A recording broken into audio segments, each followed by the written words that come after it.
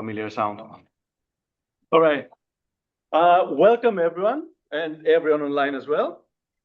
Welcome to the 10-year anniversary of Unconditional Basic Income Europe, which we were also surprised to discover very recently. And then we decided to organize this event in the historical city of Hamburg. Little bit of history. Before those 10 years, what happened? I personally had no idea that basic income is a thing until 2013, when the first European Citizens Initiative was run in order to recognize basic income and do something about it in Europe. The campaign was not successful, but it did gather 300-something thousand signatures that showed that there is at least interest in it. So it wasn't successful in achieving the goal of the campaign, but it did achieve gathering a community together, fighting for basic income as a human right in Europe. So some people that were coordinating the campaign decided that, hey, we brought these people together, let's do something about it. Let's do something with them. And that, little by little, led to the creation of this organization, Unconditional Basic Income Europe, that has been a hybrid organization that combines the members that are directly responsible for activism for basic income in Europe, as well as different local organizations based on cities, on country level, or whatever other level, and within which those active members are active. So that's the beginning of UBIE. 10 years later, what we have achieved is we kept gathering people at least once or twice a year to see how does the movement go, what is going on. Is basic income getting more recognized, less recognized, getting closer to becoming a reality finally?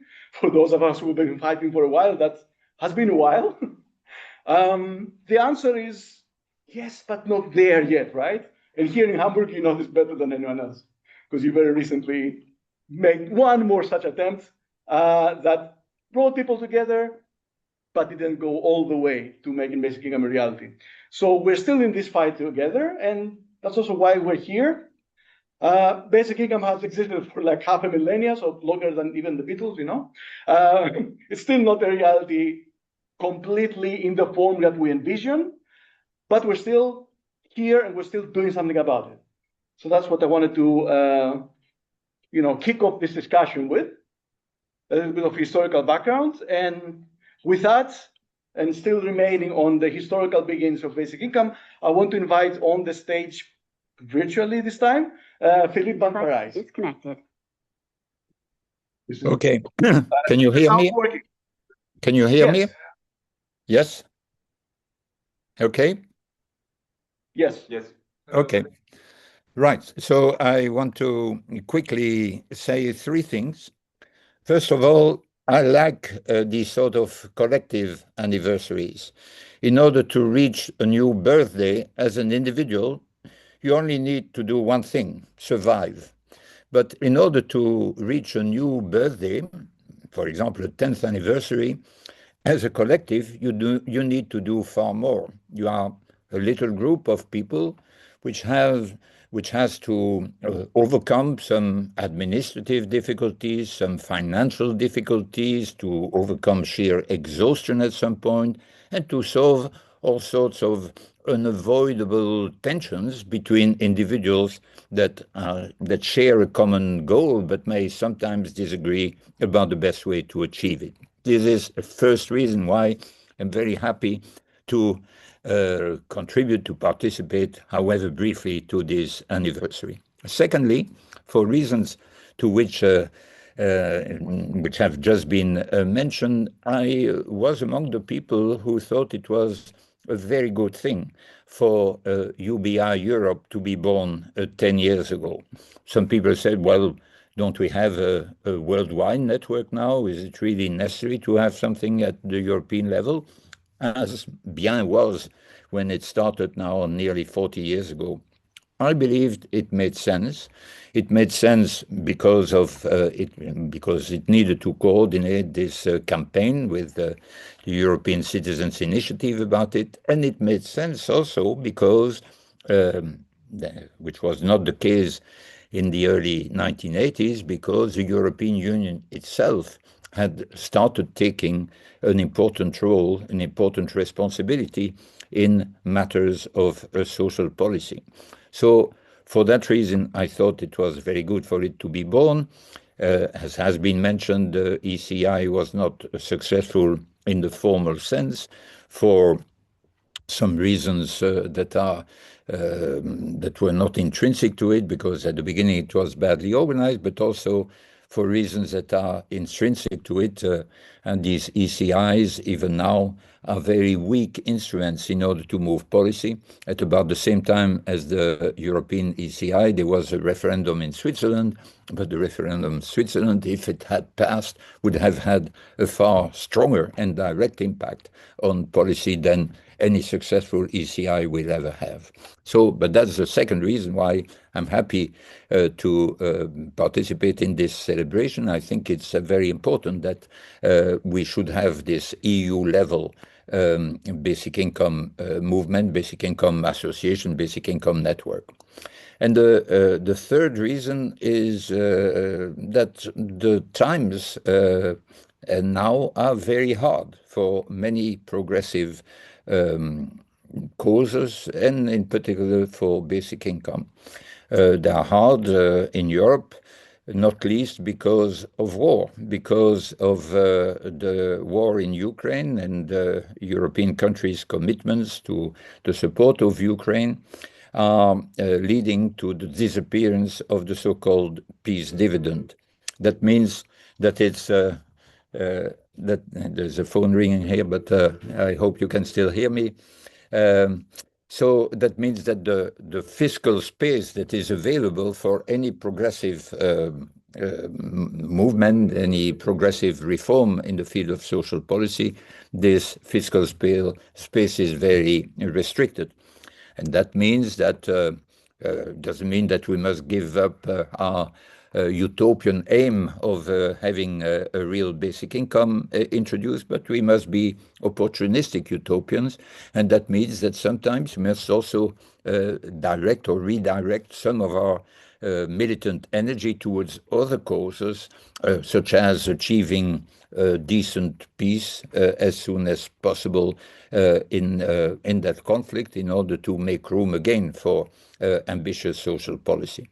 Also, in a more immediate context, in the Hamburg context, it's also an anniversary that follows some disappointment, if I follow the situation and the events in Hamburg closely enough. Disappointment because what was hoped was not achieved. And this will be my final words. So in these sort of circumstances, and of course there are many, for all the people who fight for causes, basic income and many others, one thing to keep remembering is this sentence that was attributed, rightly or wrongly, to Nelson Mandela.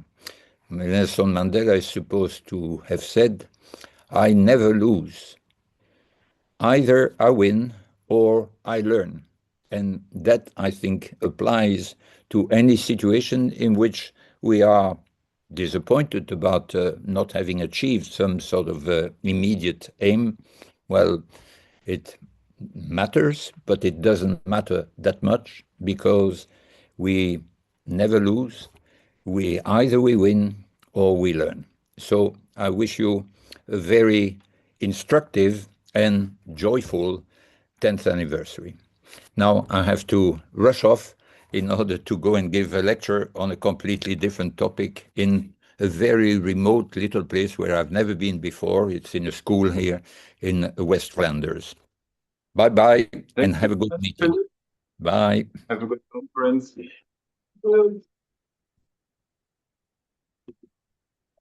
Thank you very much, Philip. And now I will pass the floor to Stefan.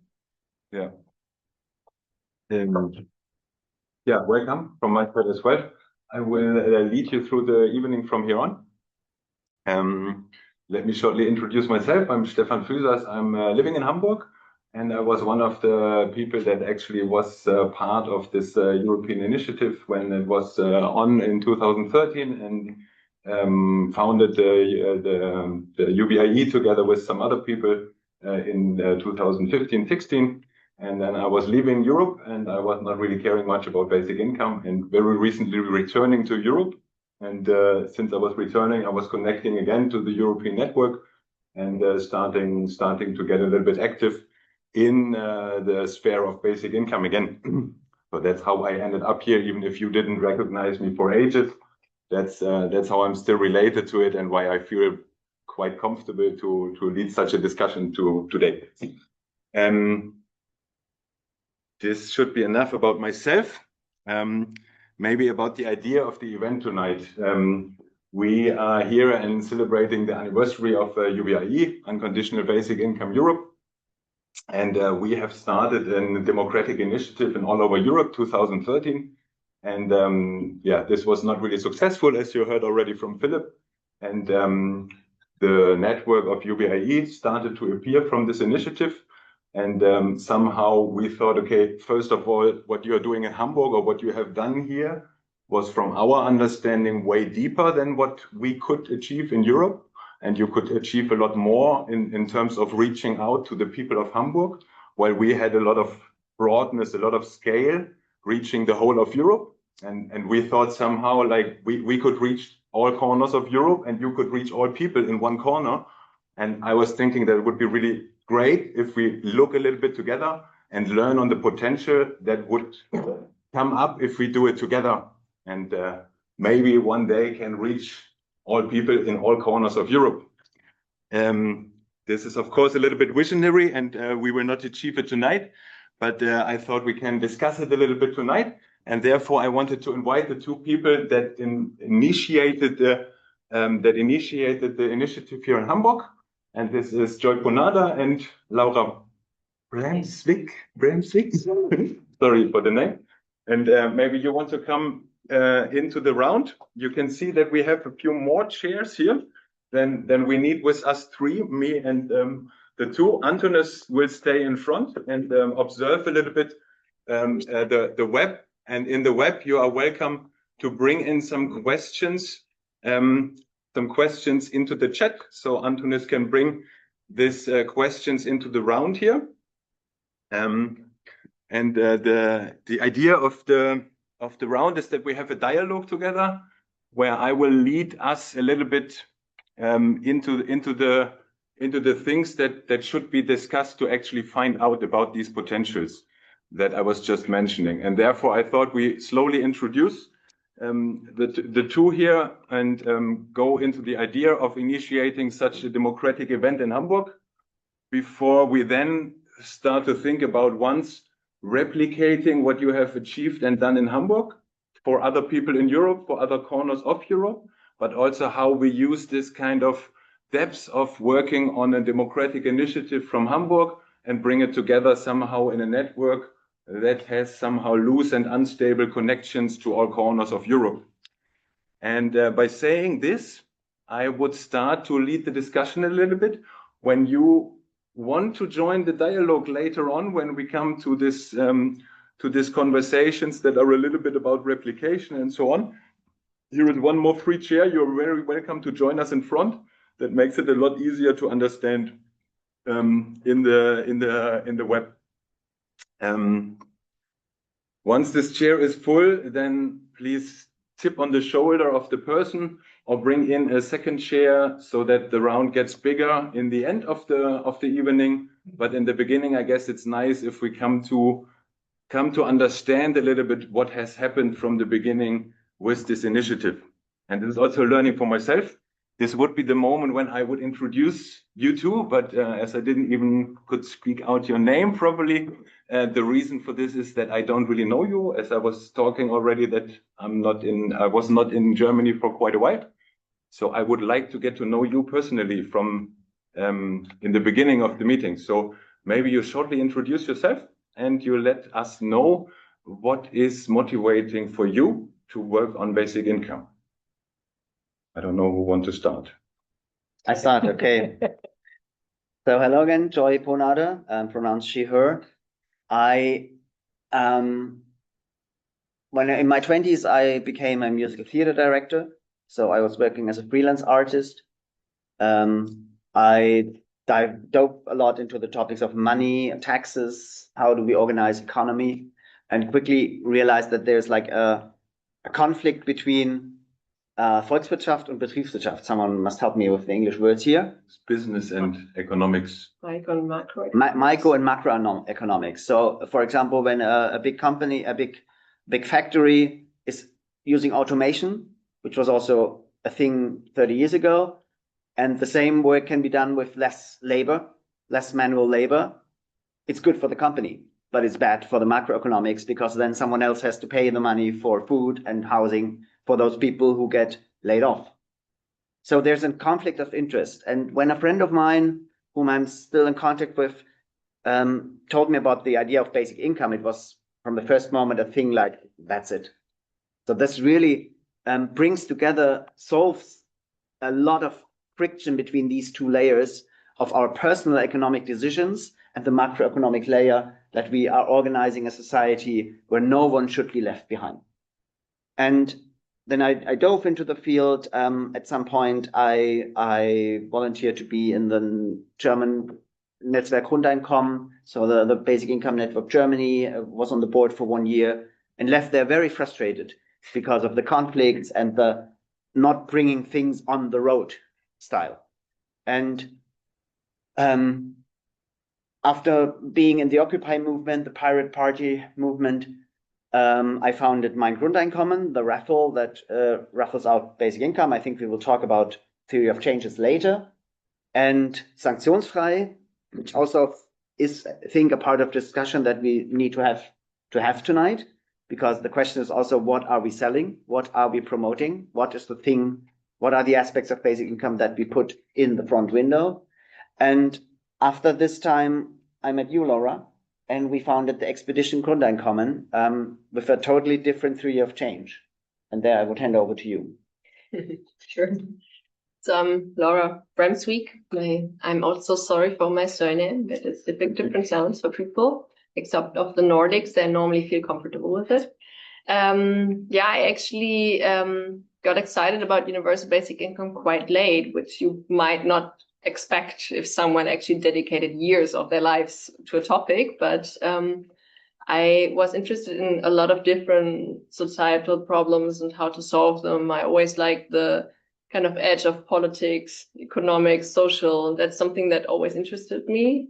And before I started this initiative, Joy, I worked for an organization that it's called Ashoka, and it's a network of social innovators, social entrepreneurs that try to solve societal problems in a very systematic way. So they not just try to help people or make something a little better, but they try to really change something, how the system works, so that at the end, our world would be a better place. And that's something I really always admired. I don't want to do charity. I don't want to kind of be the person who maybe rescues someone, but not really doing it. And there were so many different challenges that we were facing, or the people in these organizations we supported were facing. And I found it really difficult to choose one of these topics because they're all quite urgent. And for me, universal basic income is a way of forming a better foundation to tackle these problems and to really enable people to start something in their own lives. And I'm a psychologist from my background, and I do believe that it's very important to empower people in order for them to do something for themselves, but also for others. And that's how I got interested into universal basic income. And at some point thought, yes, it's something I would want to invest my time and my life into, to maybe help getting it into reality. Yeah, great. So I heard from you that one of the major motivation was to really look for the systems change of society, for foundation of developing in a way that is kind of kind of directed directly to the human well-being. And I heard from you that it's rather from an economic perspective. So and as far as I know history from you two, you together or you founded then Expedition Grundeinkommen? Yeah, we did. Can you maybe shortly let us know what Expedition Grundeinkommen is?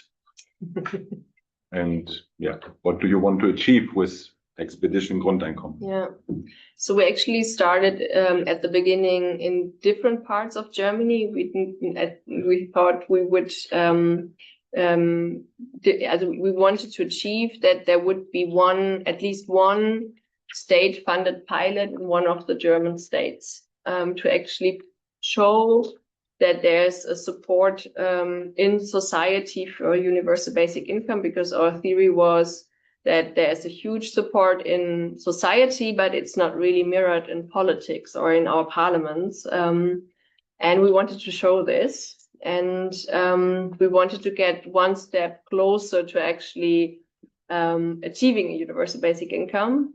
But it's not possible to do a plebiscite on introducing universal basic income in Germany, because it's not possible of our laws of how plebiscites are organized, but it's possible to organize a plebiscite on a trial, because basically it's just a science project. It's not changing our laws of how we organize our social system, but it's just a science project.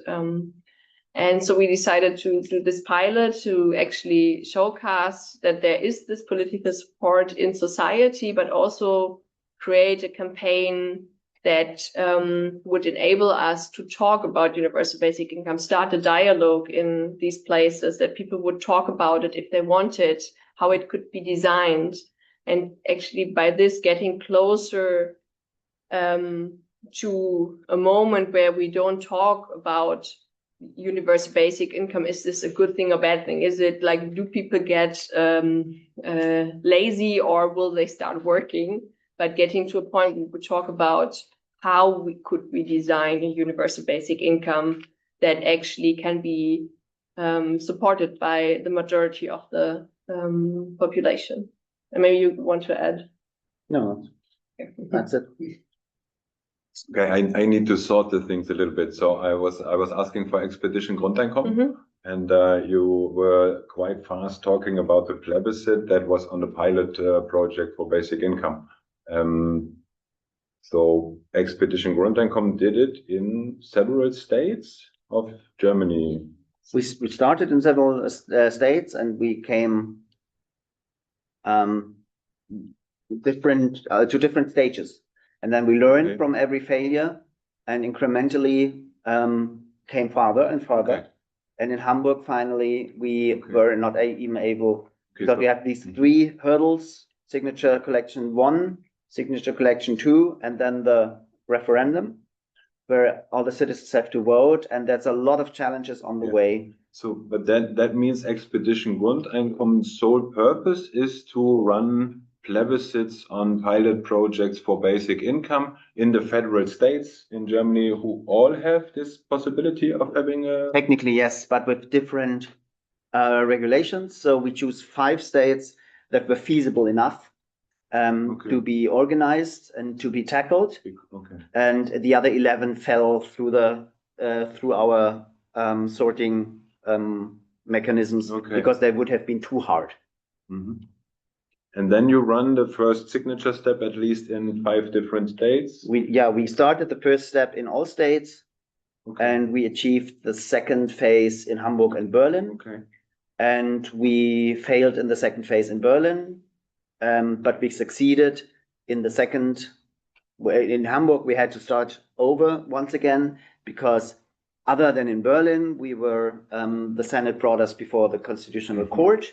So in Berlin, we were quicker because the government was not fighting the plebiscite at all. So they didn't bring us for the Constitutional Court, but in Hamburg they did. So we lost 3 years, and we started over again, and we managed through the first phase, the second phase, and came to the referendum, which we ended up with having 37% of support in the referendum. Yeah, and this was in the September or so last October. year, October last year. Okay, so basically that means in Berlin and in Hamburg you came closest in the two city-states. Yeah. Don't know, did you do it in Bremen as well? Yeah, we Yeah. started in Bremen, but we didn't came so Okay. close. And then the second run took you 3 years in Hamburg. So that means the last years were really directed towards Hamburg. Yeah. Yeah. Okay. Then maybe With a lot of these amazing people who are also here tonight. Yeah. Yeah, maybe share us your experience then on how did it go in Hamburg? I mean, how was it feeling when you run through the second step and you made it to the point where you had really the chance to start what you were talking about in the beginning, that you really want to kind of use these plebiscites to talk to the people of Hamburg, and to really make it broad, and in the end also have like letters to each and everyone in this city. So how did it go? How was your experience in this? Also fine if somebody of you who did a lot of campaigning want to join already here and share the experience. There's also already one question from the online audience. Okay. Should we go with that? Then maybe, yeah, if this question appears through what we were talking about, maybe you read it out. I don't think it's directly related to what you were talking, but it's an interesting question. So Claudio asks, some people argue that UBI proposals are not well designed to address technological unemployment, as they are too expensive and rely on unsustainable financing mechanisms in a post-labor economy, a scenario prompted by AI growth. Would you kindly comment on this scenario? That's the question. Put that later. We put that Yeah, later. I think it goes after the... And would go back to the experience. How would you try to explain how were your experiences in really talking in depth to the city population of Hamburg? I think I can start with the first round. For me, the reference point for the whole Expedition Grundeinkommen experience in all states of these 6 years that we went through together is still the kickoff for the first attempt in Hamburg, where it was also the first start. So Hamburg was the first state we started a process, and the last one we worked on. And the others we started later. Okay. And we set over the schedule. There's really tight legal schedules, how much time you have for each phase. And when we set over the schedules, we found out, okay, in like 3.5 weeks, we would have to file the signatures. So we still reached the next election of 2021. And then we found the people from the Hamburg Netzwerk Grundeinkommen. At the point, it was Rainer was our main contact, and also Otto. And we said, okay, there's this crazy thing. We want to start a referendum in Berlin. We already have the bill, the proposal ready, and it's sanctioned for to be fine by the Berlin government. Do you want to apply or to put this also as a campaign in Hamburg? Do we want to start this together? And then cooperation partner Mein Grundeinkommen sent out an email to all the people living in Hamburg, which were roughly a few 10,000 people. And roughly a few days to 1 week later, we met at the GLS Bank and did a brainstorming. How could we do this? Is this feasible? How could we put this on the ground? And in the end, Laura and I, we asked the question, do you want to do it? So this is the proposal. This is the idea. We are not from Hamburg. We can only bring the expertise. We can only bring the legal framework. We can also bring the knowledge. But you would have to do it on the ground. And there was such an enthusiasm and an energy, like a hunger for bringing something on the ground, on the street, bringing something forward. And with this energy, we started in the first round of the referendum. And to make a bold claim or hypothesis, I could say, if we wouldn't have been stopped and had lost 2.5 years before the Constitutional Court, this energy would have brought us way farther, perhaps even over the 50% support line. But then we had to wait these 2 years and restarted it with a way more structured approach, way more money in the campaign, way more full-time staff, which has a lot of opportunities and Vorteile, advantages, but also which brings challenges. But still, also in the second phase, especially I think in the campaigning, there was a lot of organic, enthusiastic, and very good, professionally good work from volunteers and paid staff together. I also like kind of remembering the first days when we actually really put up the posters and you could see the topic universal basic income really throughout the city. It was very visual. That and I remember that I just walked somewhere and there was two people and they were discussing it. They were like pointing at the picture and they were discussing about universal basic income, and it was a very vivid discussion they had. And I don't remember if they were pro or con, I don't know, but I just remember this feeling that I thought like, that's so cool that our work actually made people I don't know discussing about in what kind of society they want to live, and if it's feasible and how you should design it. And that's something I really like, that it actually became a topic in the city, because at some point it was really, people took it very serious and wanted to take a good advised decision on how they wanted to vote on the plebiscite. And I think that's something that is very valuable, and I'm very thankful for that we could actually do this. And I think it also showed that all these campaigns and things depend a lot on external factors that you can't foresee. When we started this campaign, no one knew about Corona, for example. And we, in Berlin, our signature collection took place in lockdown. No one was on the street. So we thought like, how do we do this campaign in a digital way? But it didn't work, because all this like social networks that you need in order for one of these campaigns to work, they didn't exist in this moment. People didn't go to choir rehearsals or meet with their friends in cinema and take signature, like written signature lists with them, because that's also something that is very strange, I think, still, that we still do the signature collection on paper and you can't do it digitally. So that's something we couldn't kind of foresee. It just depends. And I think it's also interesting to see how the discussion on universal basic income also changes with the political questions that are out there and the political climate. Like at the end, we were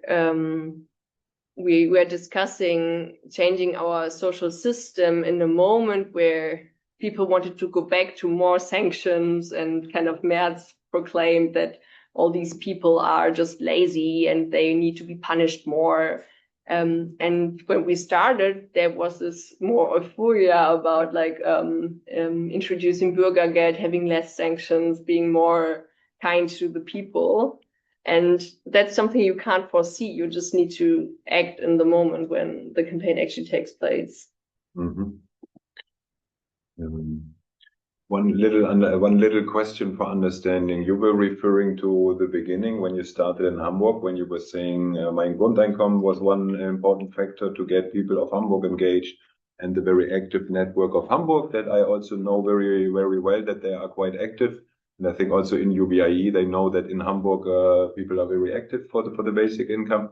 So this was in the very beginning when you started with the first round of collecting signatures. And then you were referring to the beginning when you said you brought it out visually to town. Just shortly checking, this was way later. When it's the second signature collection only, where you can put up posters. But for the second signature collection already, you started with the posters. Yeah. Okay. And this also was part of our theory of change that you explained quite vibrantly, Laura. Even if we don't succeed further than this second phase where we put out all these posters, then this really makes a huge difference. For having for 6 weeks or 10 weeks in Berlin, it's even more. It's for 4 months and a few, so 5 months, having the posters on the street, having the people discuss about it, bringing the topic into the streets. And even later, then you also refer to that, having a letter by the government sent to every household or even to every citizen who can vote, who is allowed to vote, with all the information about basic income. So even this, like bringing the topic on the kitchen table, was like 80% of the success that we wanted to have. I would 100% agree that this was the major success, and I really like that you are describing it like this, that the major success was to bring it out and to campaign. And now I heard from you that you have been in Berlin experiencing this phase where people started to actually have it on the streets, like really being forced to see basic income as an idea and started to discuss it. And we have no one on the stage that was experiencing it in Hamburg. So I would like to ask you, what do you believe? What have you seen in Berlin that has really changed when the posters were on the streets? I think this is to me very interesting. Did you recognize differences? I don't know, when you went to some live experiences in sports club or somewhere where you were meeting people. Did you experience a change of this debate on the topic? Could you feel it? And I invite everyone from Hamburg who kind of has to say something about it to join us here, or also speak loud if you have something from Hamburg.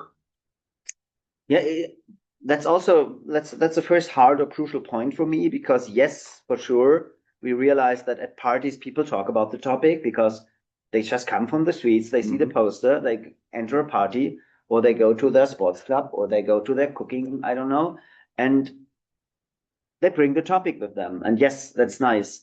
But also the second thing is, will people then come into action? Is it possible to organize people, and will we really create action? So we also learned quite quickly that we don't have the possibility to achieve too many goals at once.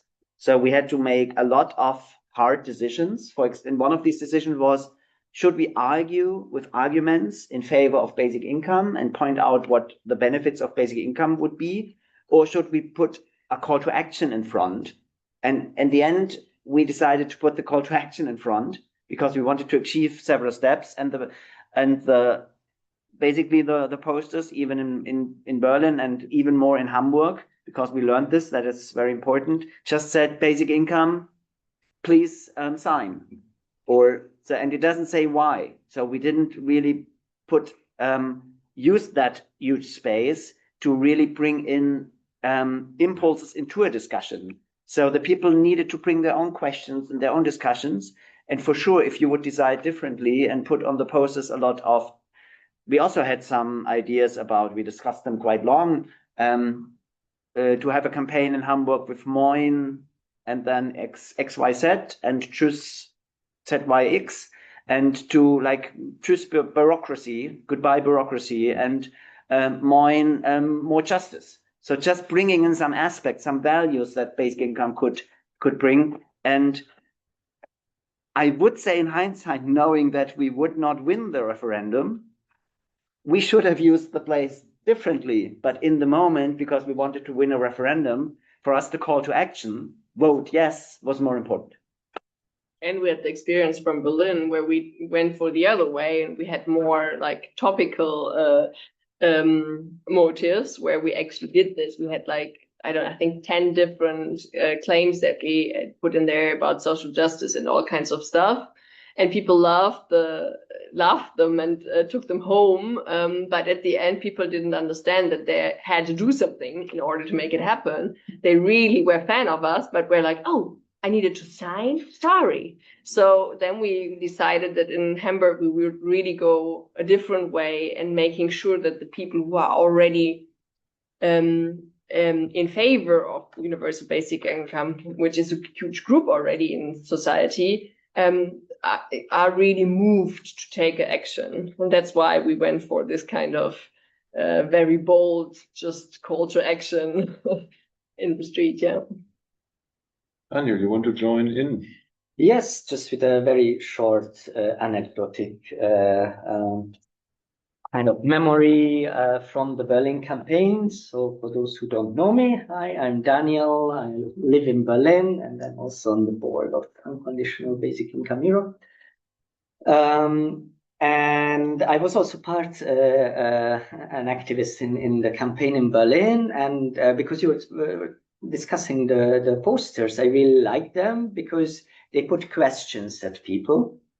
So they didn't say, hey, basic income is cool, you have to support basic income, but they asked questions. So would basic income allow you to have more time for grandma, or would it lead to better sex? Or I don't remember the others now, but similar questions. And I think this was a very smart move because then when I was going around and collecting signatures, I actually even managed to get signatures from people who were opponents of basic income. So they said, yeah, no, I don't support basic income. But on the post it was, let's try out. Let's try it. So people said, yeah, I'm signing for the pilot because I think it won't work or something. So I think in that term, to broaden the supporters base for the actual campaign, this was a very smart move. Thank you. I have heard now several things. I would like to summarize a little bit, where I believe it comes somehow into my mind that this is these are quite crucial aspects for a type of replication. So I had the feeling that first of all, it was very crucial to bring in different supporters of basic income from the beginning who really want to become active for a basic income. I have heard that it's really crucial for you to bring out posters in the streets. So the allowance to bring out posters to really bring the visual aspect of a basic income to people, to remind people on basic income as an idea on the streets that never have heard from it. Also heard from Daniel now that posting questions is a good idea to actually engage the discussions. You were also not sure or if you want to somehow think about a call of action, or if you want to rather discuss more on the topic of a basic income in the streets with the people and so on. So in the quite, I mean, it's not a real opportunity, something to replicate somewhere else, but just imagine that somewhere in Greece or so, someone would try to start a democratic activity to really get engaged every person of Athens for the basic income. What else would be somehow some anchor points that could lead these people in Athens who start to think about to replicate some democratic action to really bring out the topic to everyone?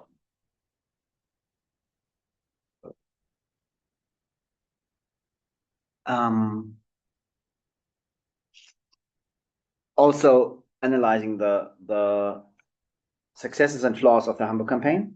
Yeah. I think one of the learnings that I have from the Hamburg campaign is the role of organizing. So not just mobilizing, not just informing, but also then really empowering people, bringing them together, opening rooms for discussion, which needs way more resources, and also which needs a lot of experienced people in the field of organizing. You also pointed this out. We did this a lot more than in comparison to the ECI, for example, which was just a campaign and please click division, please click for basic income. And surely there was more discussion, but we didn't have a lot of events where people came together. We didn't put a lot of resources in building stronger networks, having affiliates, going to every sports club or Rotary club or every how do you call it in Hamburg, Bezirke also?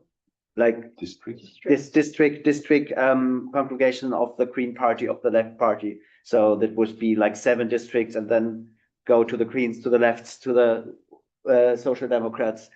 So at least this would have been 21 touch points to come to political already active people. And the other aspect is, you said you did not, huh? we did not, we could not achieve that. So we did not have the time or the resources. If we would have like perhaps a 6 month more time of preparation, which isn't possible in the strict time schedule, then we would have perhaps built up a separate group of volunteers, 20 volunteers who do this, organize people who then organize other people. This is how you really do professional organizing. And we mobilized more, we did more campaigning than organizing. This is something I learned. So bring these together. And the other aspect is, I think, if you want too much, the risk of achieving not all of your goals is high. And we discussed this already. So what is the theory of change? Is the main focus that we want to start a discussion within the citizenship? Then we achieved this. But we also made some cuts on this, and we didn't have a very deep discussion, I think, with the citizenship, because we also wanted to have this pilot running. And I think at some points we also compromised. I wouldn't say compromised, but no, but the different goals took power from each other, I would think. So to make it more concrete and clear, if you really would put the focus on the theory of change, we want to show that in a referendum, in a referendum, a majority of people will vote for UBI. Then have more like a pluri-proposal, more like the Senate of Hamburg should implement a basic income pilot, however they want. Would have brought more people perhaps saying yes to that, because we wouldn't have gone too much in the technical details of how a pilot could be implemented. But we had also the goal of having the best pilot ever conducted. Mm-hmm. And these two goals, and this made it technically quite difficult to communicate why we did this pilot and why we made this bill. And in the end, also after the ruling of the Constitutional Court in Hamburg, the bill with all its explanations was, I guess, 20 or 25 pages long. So who reads that? And finding the sweet spot between just a call to action, sign now, vote yes, like we did. Tell your friends. Tell your friends. Like we did in Berlin in the round with the questions, which Daniel referred to quite nicely. And on the other hand, having a very concrete proposal with so many points where people could say, I like basic income, but I don't like this detail. And then not having the time to discuss it out, not having enough resources to deliberate really and explain yourself why you put all these decisions into the bill. So that's a conflict of goals. And I think sometimes wanting to achieve less in organizing, you call this like Stärke tests. You set yourself a goal, then you try to achieve it. And when you achieved it, then you set the new goal after that. And that's quite difficult in direct democracy because you have not so much control over the time phases when the clock ticks, it ticks. But it would be way better if you really could go step by step by step and have your theory of change of 5 goals that build upon each other. And only if you achieve one of the goals, then you try to achieve the next one. I think this would bring a more sustaining results and success for the campaigns. So kind of step by step, reaching a little step forward and then going to the next one, setting the next mile. And when we had the opportunity, like we had, because we started in several states, then we could build on the learning experience from one state. This was the big pro from having different processes running parallel. And so the failure of Berlin in the second round helped us succeed in Hamburg in the second round. So I think this was quite ideal that we had these different perspectives. And I think with the learnings from the referendum in Hamburg, we now know a lot more. And if now a team would start a new referendum in one of the states of Germany, there would be a way higher success probability because we have some learning. So we can build on this step. We have someone who joined the round. You shortly want to introduce yourself and bring in your comment or question. I'm Ulrike, and I'm from Hamburg. I agree totally to your speech. I only wanted to say a little thing. The second step, I think it was much easier because we were on the street. It said to the people, please sign. So we saw who signed, how many people signed. And the referendum, we said, as you described, well, on one and in the referendum and also on the second step, we had in mind there was a Befragung, I don't know. Questionnaire? Yeah, questionnaire to every, not to every, but to some of the Hamburg people. And there it was the result, 52% of the Hamburg people are for basic income. So we thought it's easy. We only go and say, please, you are for the basic income, please vote yes.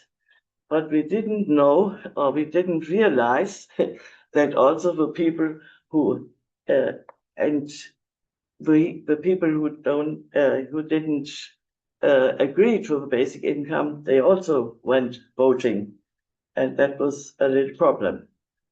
Yeah. And also we didn't discuss, as you told, with the people. We only said, go voting. And then if the people said to me, I went, I will go. I thought, oh, wonderful, wonderful. But that didn't, we didn't achieve the referendum. So basically what you want to say is that in the second step, it was quite a personal interaction with the people, which made it very easy to convince someone to give a signature for a purpose that was quite clear for you, and you could transmit it very easily to the person. While then, when it comes to the voting, then the people had to become active by themselves, and you could not directly convince them, but they had to do it at home. They had to do it at the day and to go there. And yeah. And also something that happened was that in the first stages, in the first 2 signature collections, people would just look at it and be like, oh, it's universal basic income. I support the idea. I sign.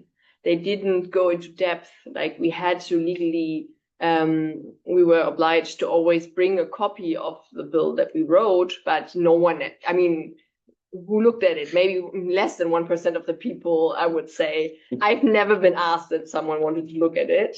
They just signed because they supported the idea, or they didn't sign because they hated the universal basic income, and that was it. And that was kind of like our experience, how we went out. And then it was quite late that people actually started looking into the bill, which it was sent out to everyone who was a voter here at Hamburg, and people actually read it because they were very serious about this whole process, and they looked into it, and then there were a lot of questions and only very few weeks to actually answer them. And that was something that we kind of didn't foresee, how much it would change, that they would see the details. Allow me one question before I invite you to ask something. We were talking already before about the question of asking the people in the pilot version, where you like put out a lot of detail, if this should be something like a pilot in Hamburg, or, and then I say the best would be, do you want a basic income? To ask the people, like they could even think, okay, I can say yes and I get the money. And this is a complete different logic of what people relate to when they are asked if you want to have the basic income, if it's becoming reality, or if it is something that is in the end then quite abstract, as you had to do. Abstract in the sense that it is quite we want to make a test of, I don't know what all you had to bring in. I didn't read the bill. I was just saying, no, I give a yes, and then I don't think about it. So anything that you have, I mean, your thoughts on this, how did you feel about the logic that you had to ask for a pilot instead of asking for a basic income? Well, I think in this theory of organizing and having Stärke tests, we did a very good Stärke test. And also looking back to Switzerland, which you referred to, which had 23% of yes votes, and we had 37. So that's 14% more support. And if we would add 14% more on the 37 that we achieved, we would have 51. So it was like this, in kind of way, it was one step on this ladder. And also from the signature collection, you need signatures from 5% of the electorate. And perhaps there were people who didn't want to sign before reading the bill. But then because we didn't have time, then they looked up the bill at home on the internet and perhaps didn't sign. But it was enough that 5% signed. And then 37% voted yes. So that's more than 7 times more people voted yes than signed 1 year later. So that's a huge success. And if there would be perhaps like a fourth campaign now after the 2 signature collections, we would have the possibility to achieve 45 or 50%. I don't know. So I think it was not a flaw in itself, but as you said, Laura, we underestimated. And this is somehow also that, especially in my biography, it's like the ghost that I summoned with Mein Grundeinkommen, which also was a cooperation partner in the beginning, that we brought this image into the brains of German people. Basic income is getting money on top. No strings attached. Whatever you do in your life, you get more money on top, and no one has to pay for it. Or some Crowdhörnchen donation will pay for it, which is not at all a basic income. So it's just more money. And are people better off with more money? That's the question that Mein Grundeinkommen asks. And a lot of people later said, and we analyzed some Reddit threads and stuff, I'm in favor of basic income, but I wouldn't get a dime because I only get 2,000 euros netto. And this is the discussions that all of a sudden we had to lead with the people. Where would be the cutoff point where someone doesn't have a monetary effect, a positive monetary effect in their own pockets from basic income, because the basic income is higher than the taxes.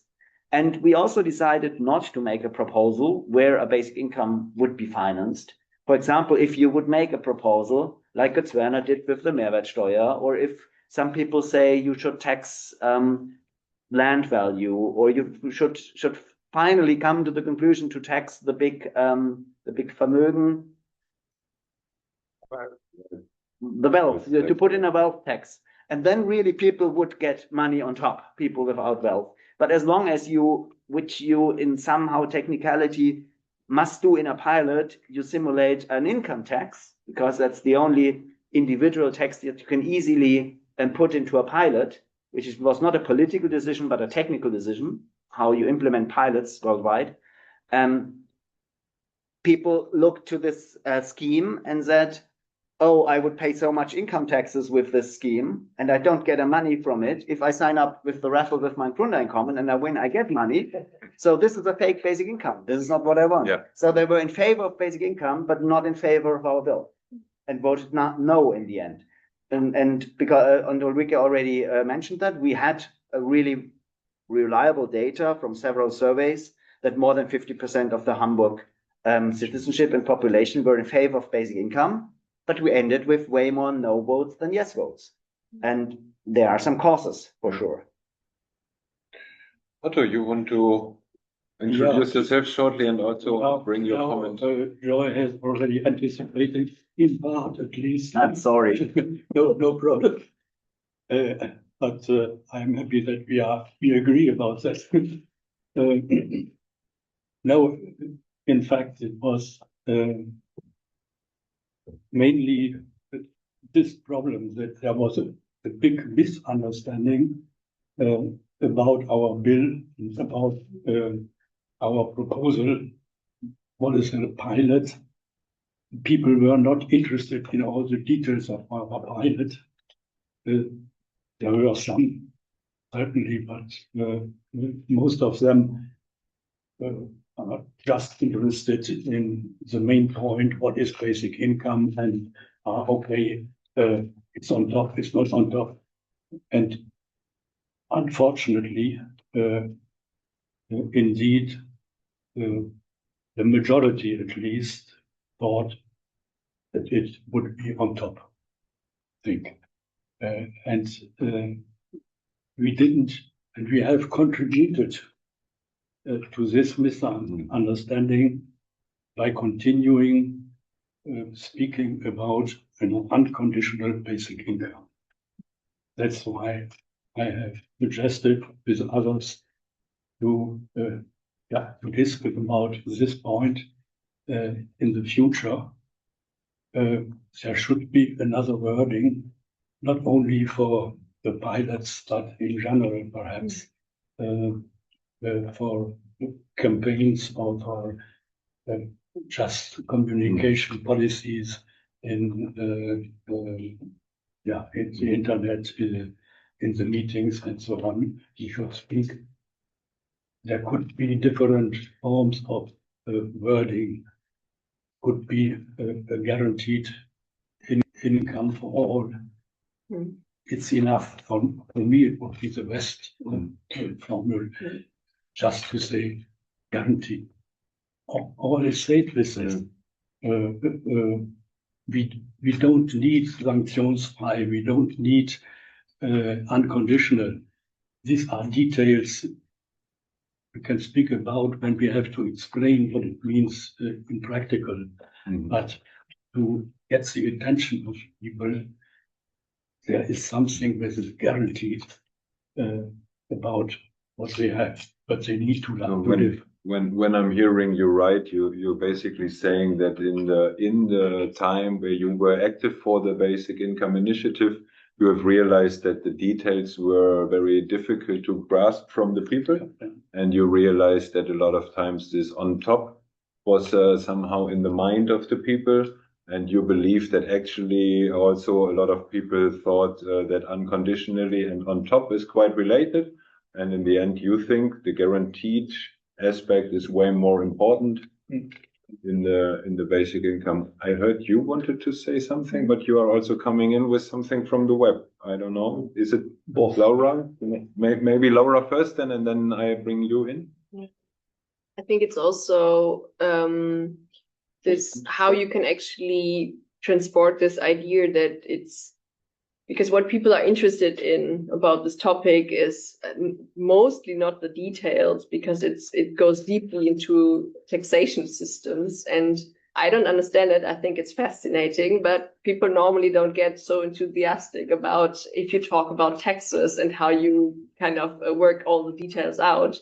It's more the emotional part that actually interests the people about the universal basic income, and then it gets difficult how to transport that it's actually a feasible idea, because the thing that are the motivators to vote yes are often this idea that you give people something, that you trust in the people, that you don't work through punishment, but just say like, okay, you will give something and then people will do something good with it.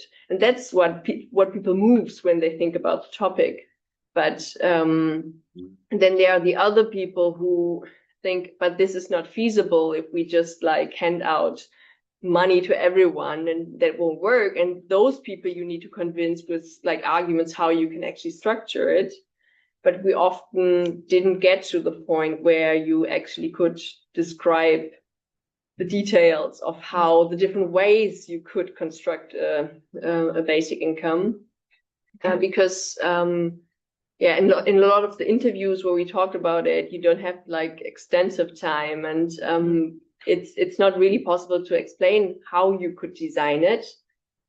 And that's kind of like the difficulties you have when talking about universal basic income. Maybe that's in general also a challenge, that it's always the question of how to design it. So then you would answer it differently than I, and probably everyone else would also differently answer it, how to design it, because there are many things that would have to change together with the basic income. And that's why you need to transport the idea that you want a basic income, and let's talk about it, how we should design it in the next step. But now the step is to say we want basic income, and then we can discuss the details. Then maybe this psychological idea of a guaranteed basic income is maybe indeed more crucial for the people than the unconditionality, which is difficult to explain with the other factors, because you could say taxation would be a conditionality. We have to collect more tax in order to get it. I mean, it's not even in the basic income scene. There's a common definition of what is unconditionality. Yeah.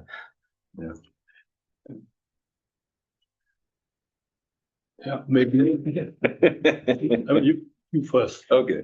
I wanted to comment because the last part of the discussion is all about definitions and what words we use and how we communicate that to people about what basic income is if they haven't heard of basic income. And then earlier you said, oh, what if somebody in Greece would go around gathering signatures? That's the very first thing I did for basic income.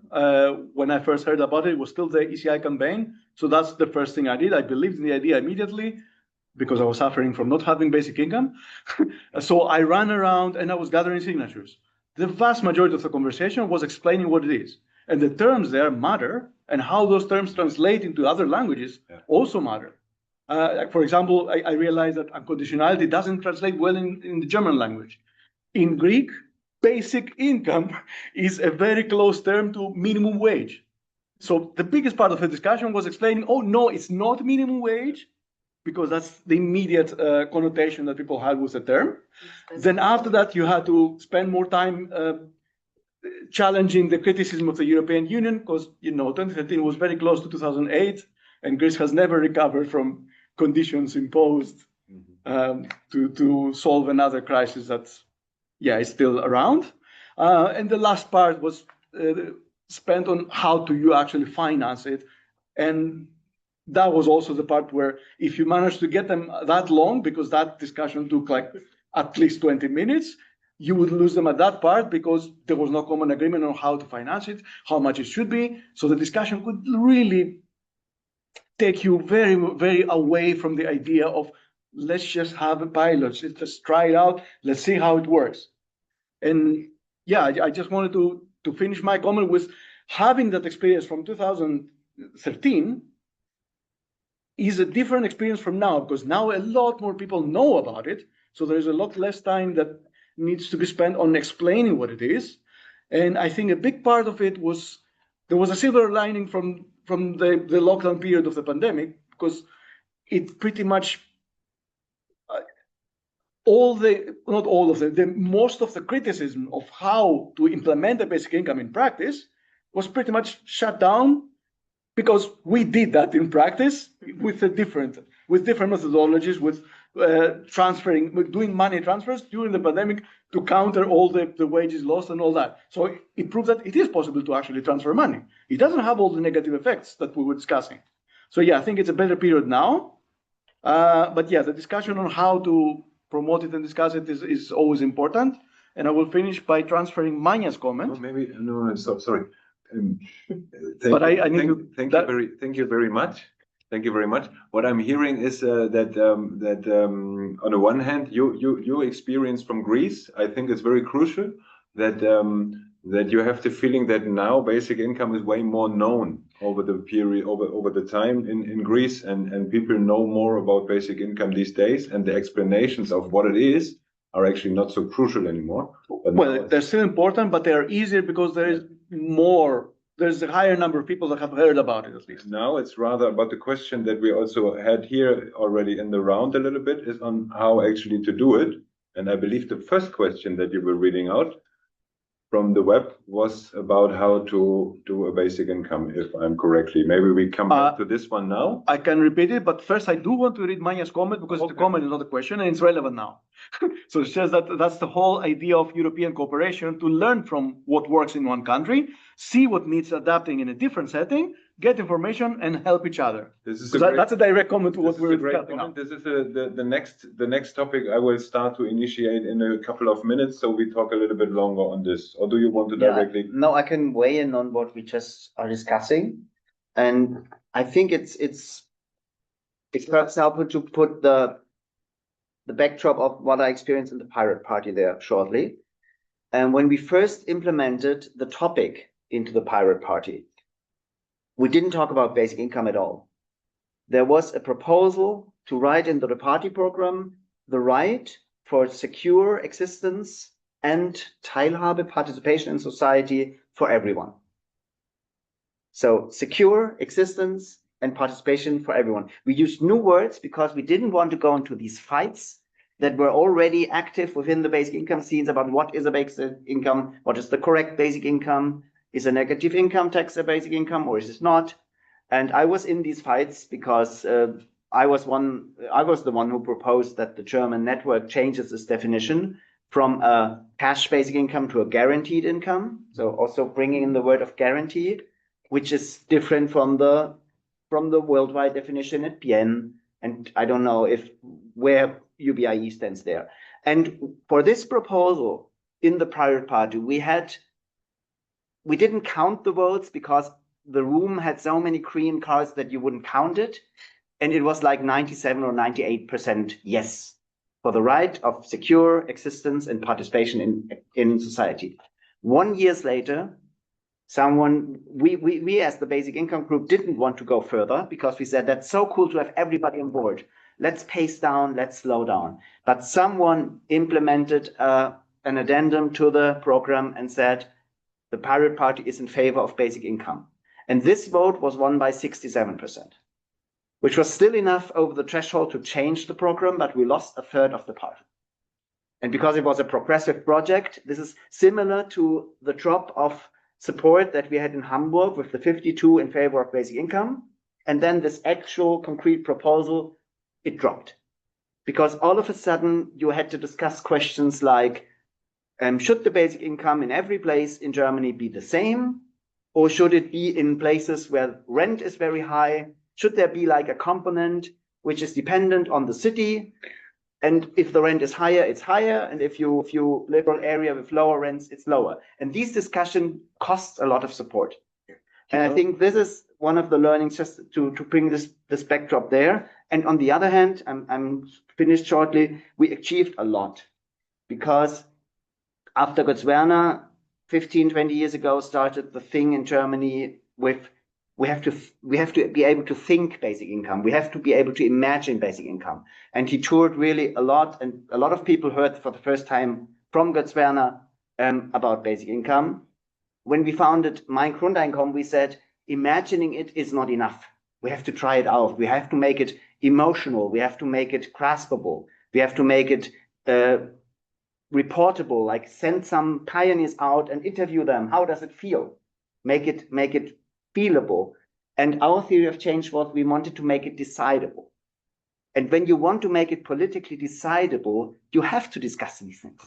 So actually we achieved a lot, because from writing a blurry vision of basic income, the paradise that makes us free from strings, no strings attached, a lot of people can say yes to that. But if you really start the discussion of how to do it, and how high will it be, and who will be there, and how to finance it, then for sure there's a lot of more work to be done.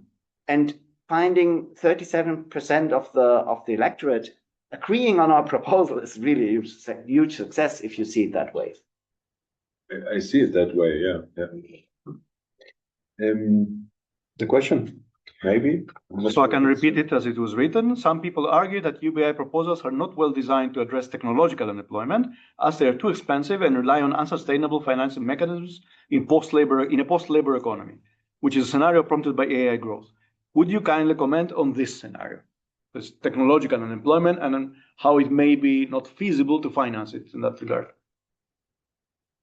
Do you want to comment on it? Otherwise, I could. I can start. Maybe you can add.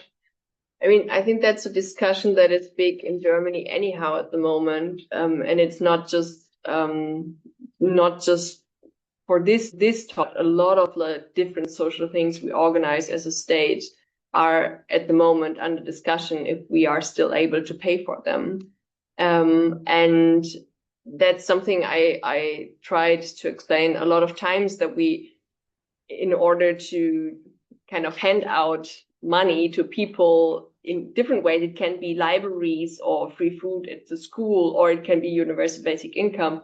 The money needs to come in from some side, and that's just something you decide on, what should be the right ways to tax people.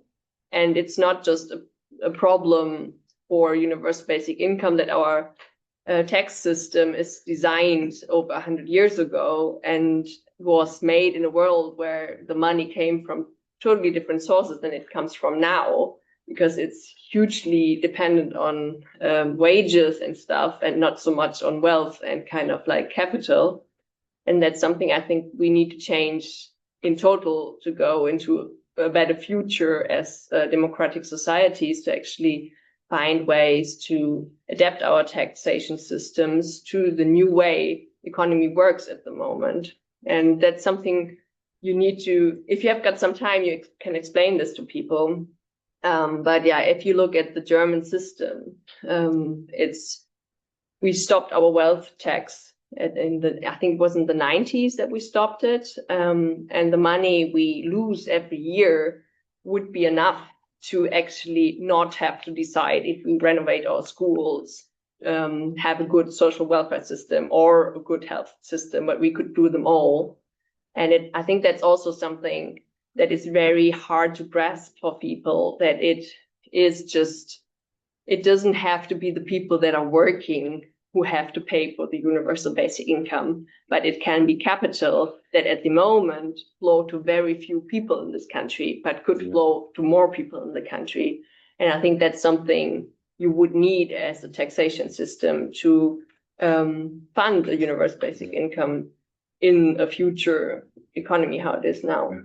I 100% agree with the way you explained it. I would even direct it a little bit more to the question that was posted there. So if we living in a world where AI produces a lot of money in this world, then somehow we have to find the way to use this production of wealth as a source, or as one source, as you also explained it, for financing the basic income. Wealth is probably a good access point to similar spheres of money. And capital. Capital, yeah.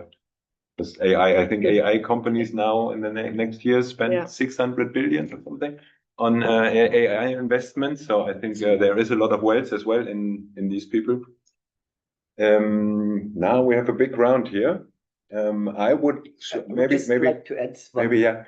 I would slowly come to an end of the question of how to finance the basic income, how to bring it into reality, how to maybe replicate something like this initiative in other spaces, and would come a little bit to the networking aspect that we are having here. Maybe you bring in your comment or question, and let's try to connect that all. So following up what Laura just said, I mean, we are living in a world where people might start losing or are already losing their jobs due to technological change. But we are also living in a world with the most obscene income and wealth differences, not just in Germany. That's a global phenomenon. I think in the US right now, the wealth differences are bigger than they used to be in France on the eve of the French Revolution. So I think, especially in this situation we have today in Europe, that it's very difficult, also for reasons that Philip mentioned in the very beginning. We are stressed about Ukraine and other issues. So right now we feel that campaigning for basic income and also in terms of like social policy, so it gets tougher and tougher. In my opinion, campaigning for billionaires tax is probably the best thing we can do as basic income campaigners right now, because first of all, it's an idea that's very concrete, as opposed to the difficult 25 pages slow on the basic income pilot you had. It's very simple to explain, and you can get on board lots of people, also from the historical left that was often opposes basic income, but you bring the question of redistribution on the agenda. And I think obviously basic income is always about redistribution. So I think right now this is the thing to do. So thank you very much. I like your comment very much. I 100% agree that basic income is a lot about redistribution. I think we can all agree on this. I think inequality is one major, kind of concept that exists in the world, which is increasing the problems that we are facing. I believe we all kind of on the similar level of how much we want to tackle inequality with the basic income. Maybe we differ a little bit. Nevertheless, I think in this regard, we will not find an agreement on the details tonight, and I believe this is then a question that comes a little bit back to the question how to actually campaign something. And I think it could be one campaign that you want to run somewhere which really goes against the incredible wealth of people, but another campaign could be on something else. This is not a major problem to run different campaigns. We heard about the language issue in different countries. So I believe this is something that we will not come to a conclusion tonight. So I like your idea of wealth taxation. Inequality is coming in. We have different things that come into play. I think in the end, once it becomes a reality, probably it is a basket of different of collected for a basic income, and then we have these nice aspects of a basic income that we face psychologically and wealth technically in our well-being for living. What I would like to restart now a little bit is I started when I explained the idea of the evening a little bit in the beginning. I started that I have the feeling that in Hamburg or in Germany now through Expedition Grundeinkommen, you have managed to kind of creating a network for basic income that really has a lot of depth. So you're connected to several actors in the society of Germany. You are connected with some basic income movements in Germany. You kind of manage to mobilize and organize many people in Hamburg for the topic. There are many aspects that created this network around the initiative that is really deep. And at the same time, I think what we have from Europe, it's not so deep, but we have this kind of width in the sense of, we have reached a lot of corners, a lot of areas of Europe, and we are really broad. So I would actually like to somehow look for potential and for the idea of how we bring it together. So we had this already from Manja, the comment about cooperation. Where she thought it's a good idea to learn from you in terms of replication. But I think it can also go a little bit along, like maybe you start to let us know a little bit about your way of networking, how you started. Was it really only the people, or what else could you bring in? And how did you approach this aspect to bring in more actors to really make it, this level of what you could achieve? Does this question make sense? Absolutely. And it's a big question, so you have to stop me at some point to let different perspectives weigh in. I think there would have been a big potential for networking, and we only used 10 or 15% of this potential. So I still like the combination of a political topic like UBI and direct democracy, starting a referendum. I think my conclusion at the moment is this is a nice combination and it's really working out well. If I or someone else would start a similar campaign or using the bricks of this campaign, the components at some point in Hamburg or in a different region of Europe again, I think doing something locally is also a very good decision. So like bringing the whole attention of Europe to one, everybody's talking about Ireland within the basic income scene because they do something for artists now. And so I think it can really bring a lot of impulses into a discussion when we have one good use case at one area locally. And also a lot of people were looking to Spain and were hoping that it will start there, and then it didn't start. So advocating, having good advocacy, but then also I mentioned that having good organizing, not only campaigning, but organizing, is something, this combination, I think, has a lot of potential, and you can organize better in a concrete region. So going to Barcelona or going to a region in Greece, and finding perhaps a region where also direct democracy is feasible with the legal requirements that you have to fulfill. And then having a lot more time for preparation, having set up a network, a deliberation process, bringing the population, bringing the citizens, bringing the people into the discussion way earlier than we did. So not having yourself pressed by these legal clock ticking thing. Once you have filed the process, once you have started it, it is really so gnadenlos, it's going, and you don't have the time when you need, oh, the network is not ready yet. We need more stronger supporters. We need more volunteers. You cannot stop it anymore.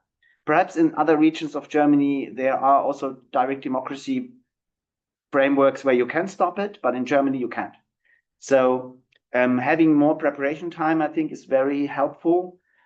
And this was a big lack. So we didn't bring in the support of the Hamburg Greens, for example, early enough. Like the climate referendum, which was at the same time happening, did. They had a voting in the Green Party in favor of the climate referendum, even as in the parliament they were against it, but as a party they were in favor. And we could have done that the same if for basic income, if we would have started the discussion early enough. I think losing Mein Grundeinkommen as a cooperation partner was really a big hit into the stomach, because this was a big supporter which could reach a lot of people in Hamburg, and we would have needed time to fill this gap. We would have needed other alliances to fill this gap, but we didn't have the time. So having more time before you even start the process is very important. And I think if you would put these ingredients together, and perhaps there's some that I didn't see and you could also, or someone else could bring to the table, you could absolutely raise the money that we had needed. I think in the whole process, we used like 2.5 million for the process in Hamburg alone. You could find people, raise this money again for an approach like we did in Hamburg in some years, or in a different region of Europe. Because if the whole monetary and political power of Europe comes together to help one region achieve this goal of implementing pilot, there is a lot of power. And I think this can then work out.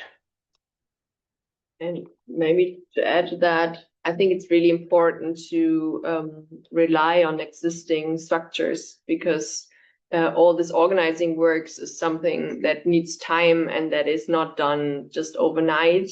You can campaign overnight and make a nice communication campaign out there, but it's very difficult to really weave a network of people that are connected. They know what to do and why they do it. And that's something you can kind of like speed up a bit by actually partnering up with organizations that actually already exist. And that's something we also learned from other campaigns that were not about basic income, but were about completely different topics. But you can learn a lot if you really want to start a campaign like this by looking at other campaigns and what their problems were, what their successes were, who were the players that actually made it work.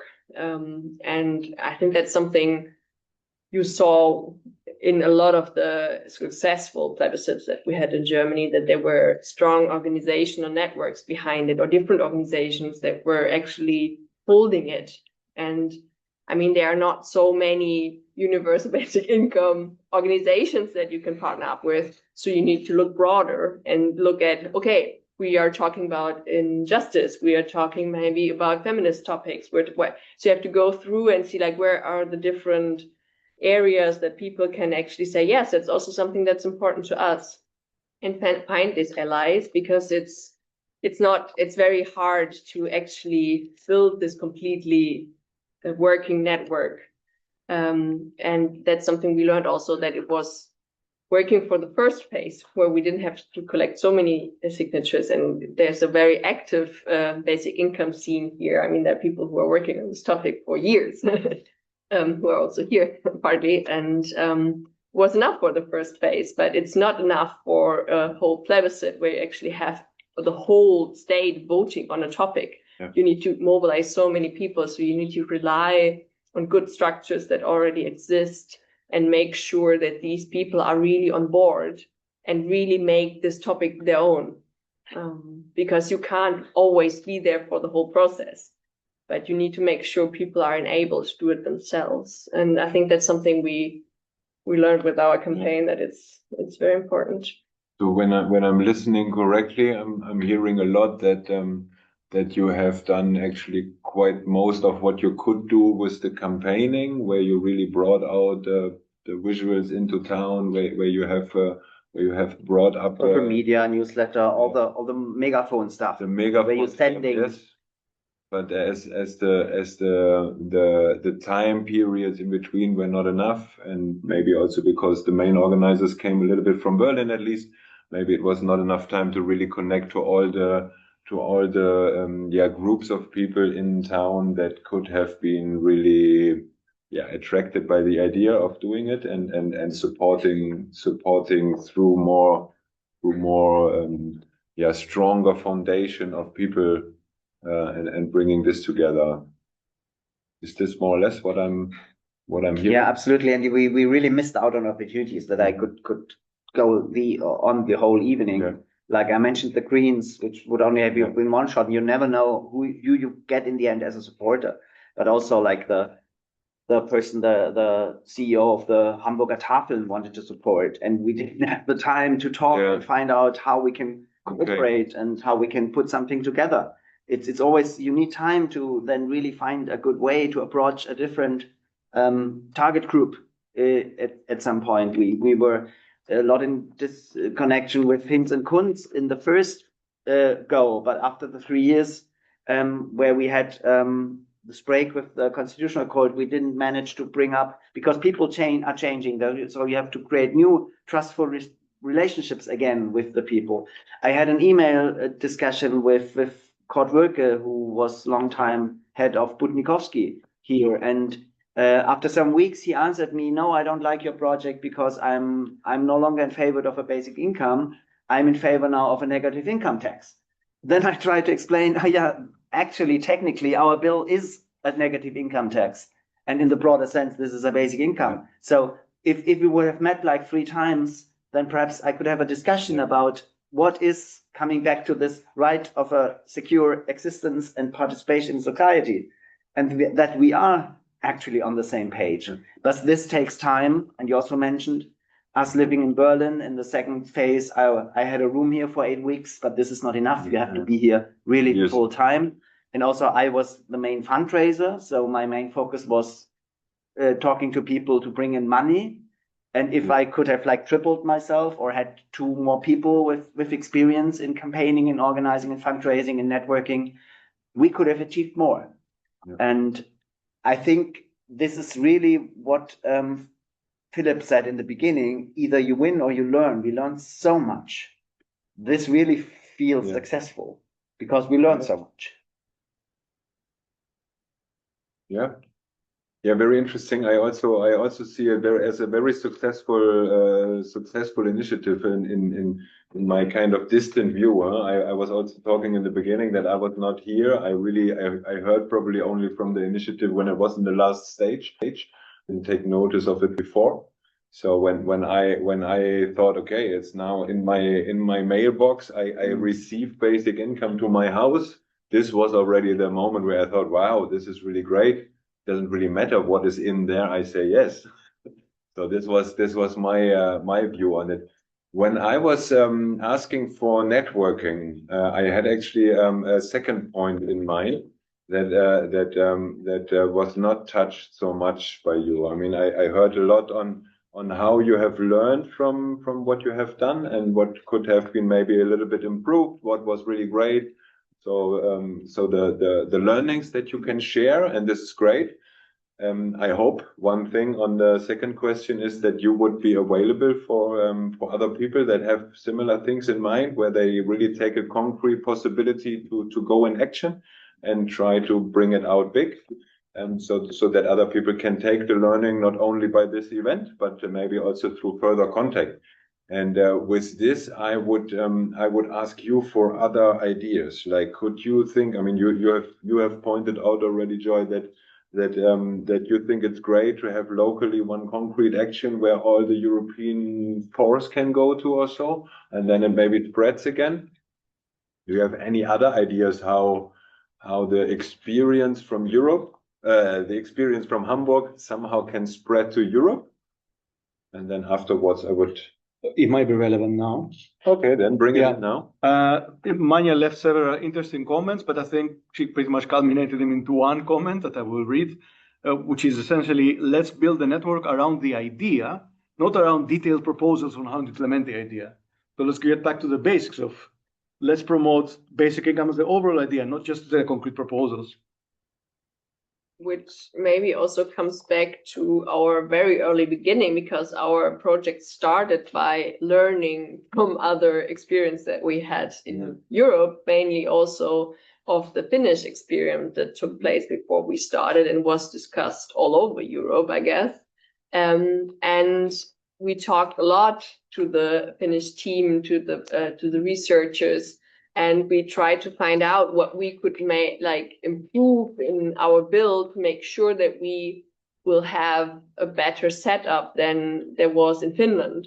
Because I think it was already a success that it was talked about so much, but it also had a lot of flaws, and the media made some really strange things out of it, and people at the end thought it was a failure, which I would say it was not, but that's what people took out of it, or some people took out of it. And I think that's something that also shaped our campaign and how we wrote our bill a lot, because we wanted to make sure that the experiment by itself will be a good experiment and will really research the things that we as a group wanted to have and to really have the outcomes. And that's why it became so detailed.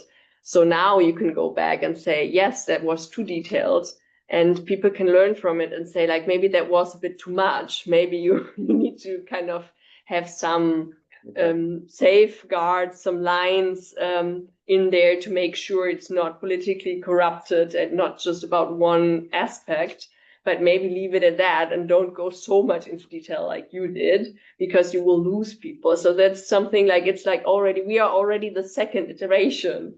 The first one was the Finnish experiment, and our attempt was like the second one. We went a little bit too far into the other direction, and maybe the next thing that should be done maybe can meet the middle. And I mean, we are totally open if people are thinking about starting a project. We can always be reached, and we are so happy to talk about it and go through our learnings and share it. So I think it's a great thing that we as Europe are so connected and can learn from each other and look over the borders and see what other people do. Yeah. And yeah, maybe the third iteration will actually make it to 50%. Yeah. Yeah, I like it very much, and I also like I like this idea of sharing and reflecting on it, in the sense that you have talked about it at the moment, and I believe what I found it very interesting what you have said very much earlier, where you were talking about the language. I believe it's never ever doing the same or doing it completely the opposite, like you were mentioning it. It's always a little bit of finding the context, adapting a little bit of how you can do. Always like recalibrating. Yeah. And also I think the step that where we had a lot of potential not used in our campaign, building up alliances and networks is really also a value in itself, because it's a ground that you build where you can more stronger build on that ground later. Yeah. And for example, I learned in the Hamburg campaign that we did focus not enough on organizing. We focused a lot on campaigning, but not organizing. And then I remembered, oh, there is these people in UK who do the basic income labs. They do organizing since years. And I met them in Athens when we had this conference, but I didn't talk to Jimmy since then. So I lost contact. And perhaps if we would have been more connected in a way, kind of a European roundtable, which comes together every 6 months, then perhaps I would have talked to Jimmy also, not just to the Finnish team and not just to the team in Switzerland, and had these learnings perhaps earlier.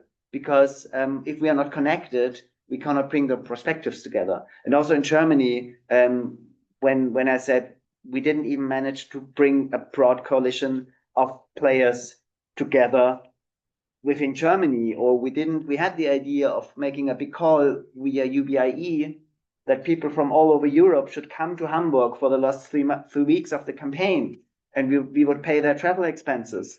And if perhaps they could come 2 weeks earlier and have like a crash course in German, and then go on the streets and talk about basic income with the people. But we didn't have the time to plan this on our own. But if there would have been like a round table that we come together anyways every half year, we would have brought in this idea, and someone would have taken something out of it. And this is also something Götz Werner realized years ago and brought together the German basic income groups at a round table at least once a year, or I don't know how often we did it. I was part of it several times, and we don't have it since a few years. And infrastructure, building networks, building communication platforms where we exchange ideas and enrichen our perspective with the perspectives of others are a really good starting point and bring a lot of value to the table. In general, I would say we as UBIE were very open to arrange this kind of exchange, but I'm not so sure if we have enough activity, enough contact to all the other networks at the moment, so that we really could offer it. But we would be happy if organizations, initiatives like you join us in Europe, so that we can slowly build up again a broader network through the UBIE. Maybe you also want to introduce yourself shortly? And very shortly. I'm Ulrich from Oldenburg, the big city in northwestern Germany, and I'm also a member of UBIE. I'm in the core group, but I also helped sampling signatures here in Hamburg one day. But I don't want to talk in particular on learnings from this Hamburg, but I want to talk about what UBIE as European organization can do.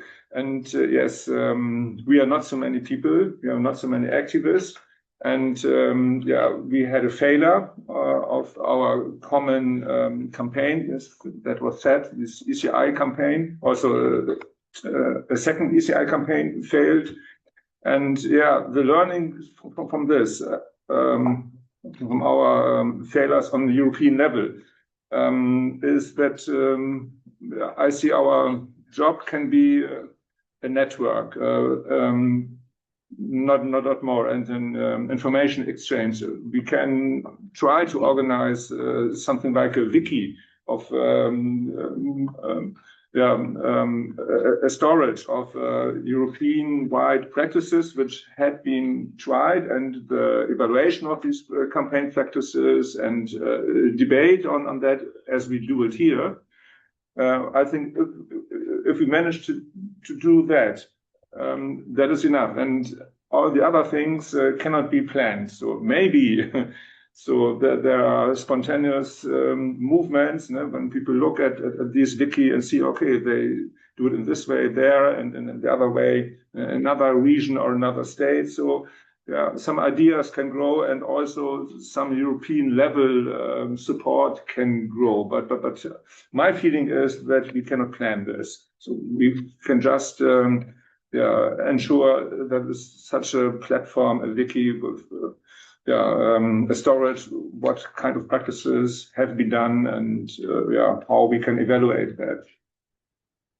Thank you very much. So that was one further idea of how we could actually bring together some attempts to create this learning of of people in other regions in Europe. We had also the roundtable that was very crucial for you from earlier times. I think it's ages ago that it was taking place, but still it would be a great idea. I would open a last round here. Are there any other ideas that are crucial for networking on this topic? Are there anything else from the web that you want to bring in?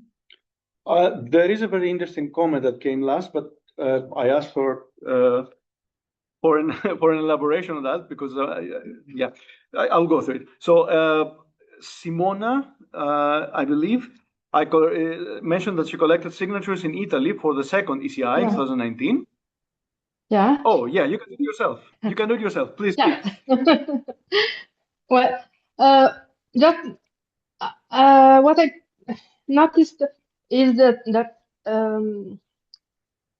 what stopped people from signing or agreeing on the very idea of basic income was a cultural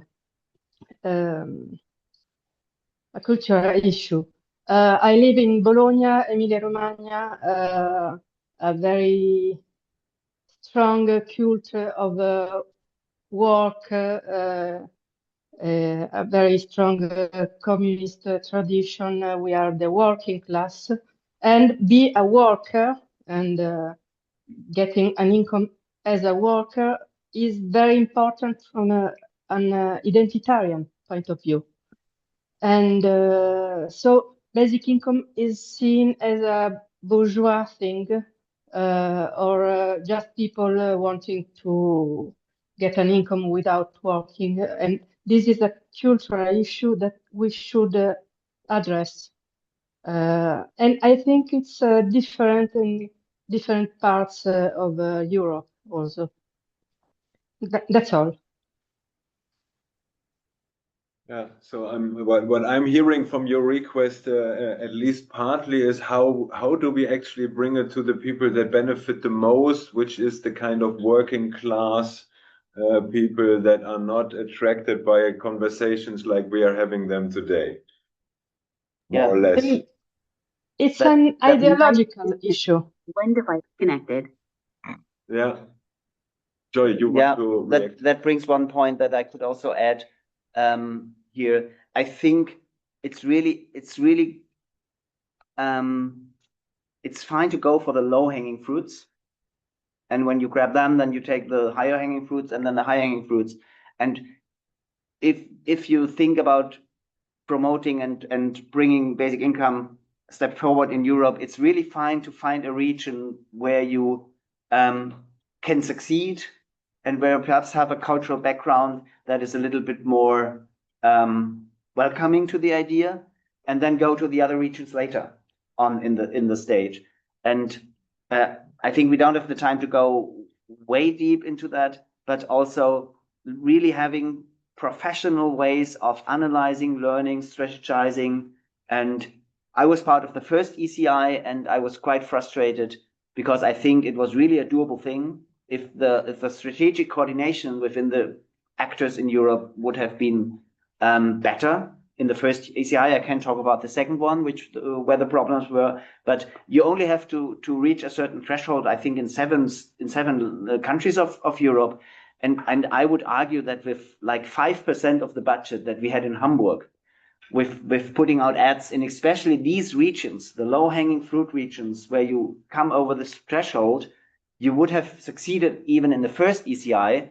And then after having these thresholds, with the support of Mein Grundeinkommen, which was already existent at this time, we would have brought that over the 1 million, when we would have known that in 6 other states of Europe, we would have reached a threshold. But not even a discussion about this strategic approach was possible in the first ECI.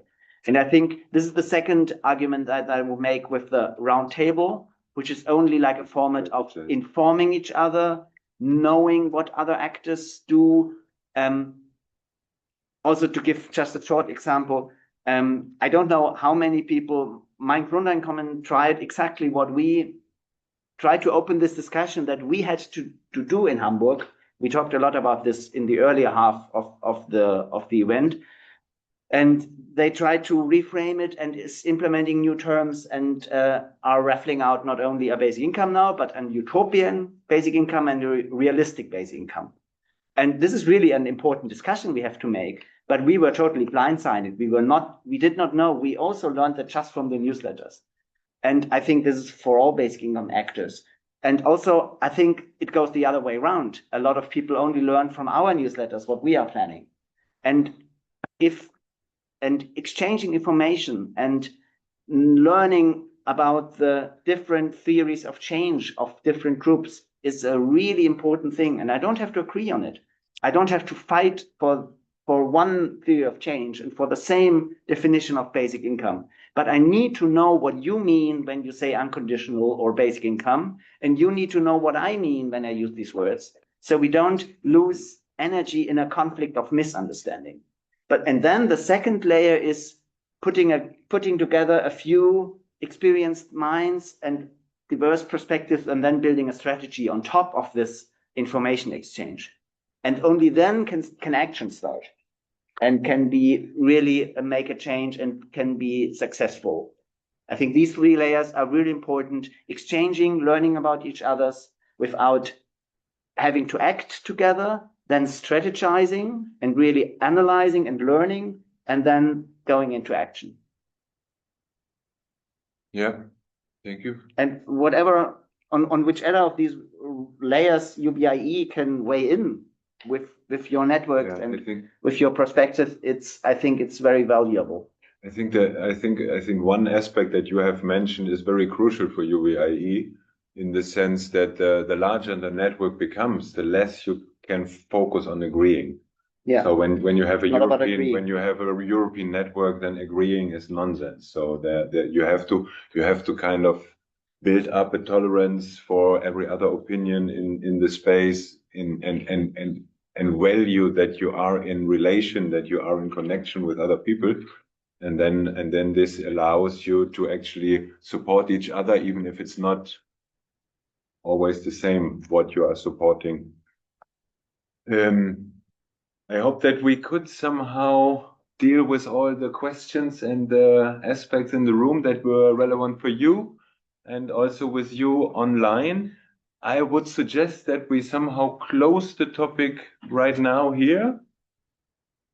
There is no other opinion on this, and I would close it only partly and actually separate the meeting now, and would invite you online with 7 people to continue your exchange by talking actually to each other, a little bit easier than trying to bring your voices into the room here. Manja was agreeing before the event to start this as a little bit of facilitating online from now on, and we are here and can use the room next door and have a little drink on the 10-year anniversary of UBIE, and celebrate a little bit this birthday.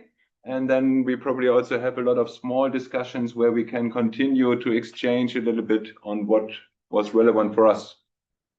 So I thank all of you, and yeah, hope that we continue a little bit now. Thank you. And thank you to everyone. And thanks again for everyone who actually helped putting this together, being on stage or not. Thank you very much. Thank you.